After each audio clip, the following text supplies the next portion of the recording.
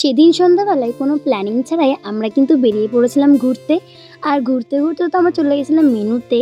আর মেনুতে গিয়ে আমাদের তো বেঁধে গেল ঝামেলা। আর ঝামেলাটা বাঁধার কারণ হলো আমরা কি খাবো সেটাই ডিসকাস করতে পারছিলাম না। ও বলছিল তুমি বলো, আমি বলছিলাম তুমি বলো। এই করতে করতে লাস্টে কিন্তু আমরা তন্দুরি রুটি সাথে চিকেন কষা আর কোক নিয়েছিলাম, আর একটা চিকেন বিরিয়ানি ছিল। আর খুব তাড়াতাড়ি কিন্তু আমাদের অর্ডারটাও দিয়ে যায়।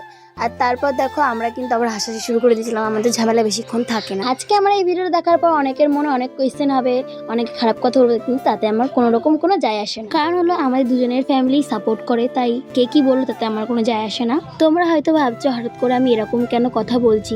ব্যাপারটা হলো আমার বাড়িতে এসে অনেকে অনেক কথা বলে যায়, তো তার জন্য এই কথাটা বললাম। আর শুধু আমার বাড়িতেই লোকে এসে বলে যায় তেমন না, ওর বাড়িতেও দেখি আমার পাড়ার লোকেরা গিয়ে বলে আসে, এবং ওর পাড়ার লোকেরাও দেখি আমাদের পাড়া এসে বলে বলে যায় আমাদের নামে।